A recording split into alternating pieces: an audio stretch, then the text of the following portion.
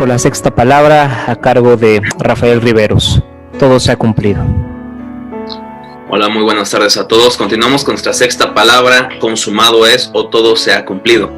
Por eso me gustaría que me acompañaran a Juan capítulo 19 versículo 30. Voy a leerlo en la versión NBI y dice así: Al probar Jesús el vinagre dijo, todo se ha cumplido. Luego inclinó la cabeza y entregó el espíritu. Ahora trataremos con una palabra gloriosa, la cual he llamado para esta breve reflexión el canto triunfante del Calvario. Alguien dijo de una manera muy precisa que aquí tenemos la palabra más grande pronunciada por el hombre más grande en el día más grande. Fin de la cita. Y esto es cierto, así que será un intento muy fallido esta tarde tratar de comprender completamente este significado, el significado de esta palabra. Digo palabra porque en el griego, en el cual originalmente fue escrita, es solamente una palabra, tetelestai. Y como bien dijo el príncipe de los predicadores, Charles Haddon Spurgeon, es un océano esta palabra de significado en una gota de lenguaje. A pesar de mis limitaciones y obviamente de mi impotencia también, vamos a ver que vamos a mostrar con la ayuda del Señor la importancia que esta palabra tiene y aún más las implicaciones que de ella se desprenden. Primero veamos su significado. Proviene de teleos, que es completar. Llevar algo a su fin. Es el acto último que culmina un proceso. Tetelestai quiere decir literalmente hecho. Algo completado. Se halla en un modo perfecto, indicativo y en voz pasiva. Esto quiere decir que este hecho es completado con un efecto permanente y hecho por alguien más. El doctor Samuel Pérez Milos comenta que esta palabra solía usarse para escribir al final de una carta el pago de una deuda, es decir, la cuenta quedaba de alguna manera extinguida. Ahora, ¿cuál fue la razón por la que Jesús pronunció esta palabra? ¿Qué implicaciones tiene hoy para el cristiano? ¿Qué significa este potente canto triunfante del Calvario? Consumado es. Bueno, consumado es el grito de la victoria sobre la muerte. Normalmente primero se muere y después uno baja la cabeza como señal de que se ha quedado sin aliento, sin fuerza alguna. Sin embargo, Cristo invierte este acontecimiento. Dice Juan 19:30, entonces Jesús, cuando hubo tomado el vinagre, dijo, consumado es, e inclinando la cabeza, entregó el espíritu. Jesús nos mostraba así que la muerte no pudo enseñorearse sobre él. Al contrario, Jesús mostró aún en esas horas de oscuridad que él es Señor aún de la muerte. Y con este acto la venció para siempre. En el Calvario Cristo cumplió lo que fue profetizado por Isaías siglos antes en el capítulo 25, versículo 8, que dice así: Él destruirá la muerte para siempre. El Señor Dios enjugará las lágrimas de todos los rostros y quitará el oprobio de su pueblo de sobre toda la tierra. Porque el Señor ha hablado. Fin de la cita. Consumado es, por lo tanto, es el canto triunfante sobre la muerte, sellado con el milagro de la resurrección. ¿Aún deberíamos temer a la muerte que Cristo venció?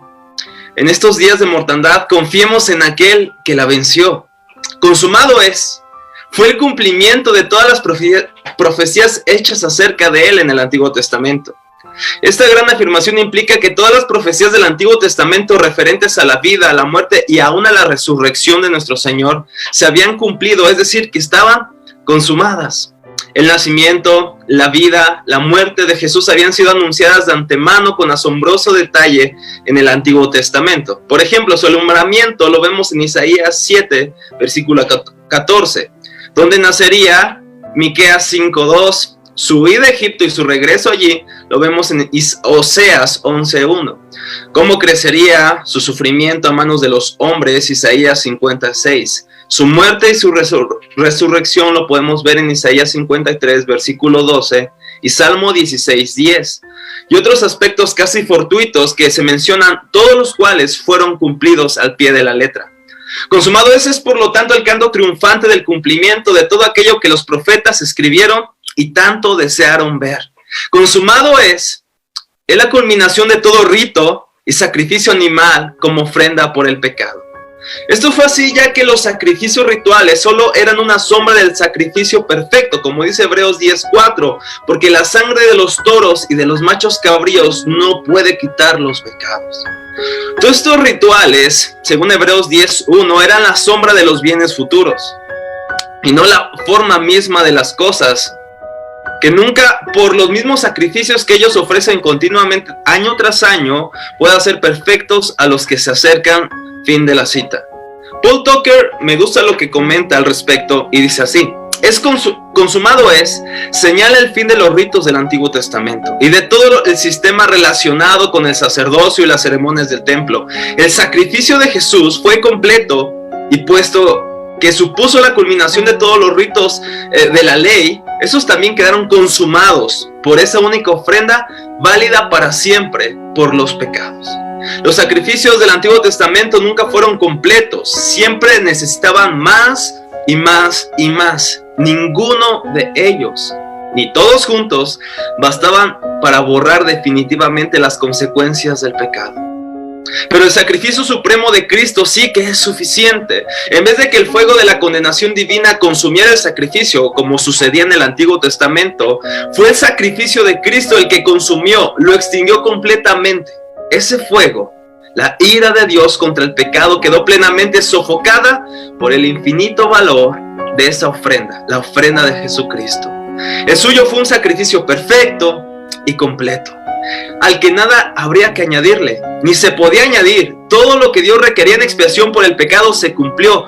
Su justicia había quedado satisfecha. Consumado es el canto triunfante de la perfección del gran sacrificio hecho por Cristo, y el cumplimiento último de todos los sacrificios instituidos por el Antiguo Testamento. Por eso Mateo escribe en capítulo 27, versículos 50 al 51. Mas Jesús, habiendo otra vez clamado a gran voz, entregó el Espíritu, y he aquí el velo del templo se rasgó en dos, de arriba abajo, y la tierra tembló y las rocas se partieron. Fin de la cita. Todo eso para confirmar que el antiguo sistema ritual quedaba obsoleto y que el velo que nos separaba del Padre fue rasgado para que pudiéramos acercarnos a Él por su perfecto sacrificio, es decir, el sacrificio de Jesucristo. Consumado es, por último, es el clamor de la victoria sobre tu pecado. En el Calvario se oyó el estremecedor canto de la salvación. Tu pecado y mi pecado fueron cubiertos por su preciosa sangre. No necesitas hacer otra cosa, solamente creer esta gloriosa realidad. Deja de buscarte salvar a ti mismo. Jamás, jamás lo lograrás hacer. Porque es nuestra naturaleza tratar de salvarnos a nosotros mismos. Sería bueno que recordáramos lo que el apóstol Pablo escribe en Tito 3:5. Nos salvó, no por obras de justicia que nosotros hubiéramos hecho, sino por su misericordia. Fin de la cita.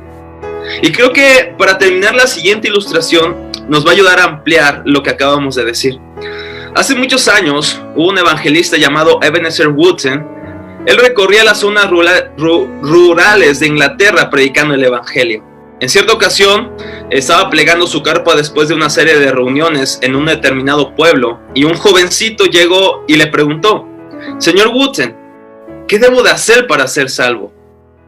Llegas tarde, jovencito, respondió el evangelista mientras arrancaba del suelo las estacas de la carpa sin levantar la mirada. El muchacho se sintió más bien desconcertado e inquirió: ¿qué quiere decir que ahora que las reuniones han acabado es demasiado tarde para que yo sea salvo? Oh no, respondió el evangelista. No es eso lo que yo quiero decir. Tú has preguntado qué puedes hacer para ser salvo, y yo te respondo que llegas 1900 años tarde para hacer nada. El Señor Jesucristo lo hizo todo lo necesario en la cruz. Y tú solo necesitas ponerte de rodillas, arrepentirte y pedirle que Él te reciba, confiar en Él como tu Salvador. El relato continúa y nos dice que exactamente eso es lo que hizo el joven. Eso es todo lo que podemos hacer, mis hermanos. ¿Lo hemos hecho? ¿Has desistido de tratar inútilmente de salvarte? ¿Hasta cuándo has de resistir a creer la realidad más asombrosa del universo? Consumado es, todo se ha cumplido. Solemos ver a Cristo en la crucifixión como un hombre moribundo, víctima de las circunstancias, pero no hay nada más alejado de la realidad que eso. Cristo no fue víctima de las circunstancias. Él tenía absoluto control de todo lo que ocurría en el Calvario. Por lo tanto, ese no fue un lamento débil o una palabra producto de la resignación, sino un canto triunfante. Como dijo Gary Burch, él no es una pobre víctima, sino un siervo llevando a cabo lo que Dios le ha pedido. El clamor de Jesús no es un grito desolado como por fin se ha terminado, más bien es el anuncio de un triunfo. Se ha conseguido, consumado es. Que el Señor les bendiga, mis hermanos.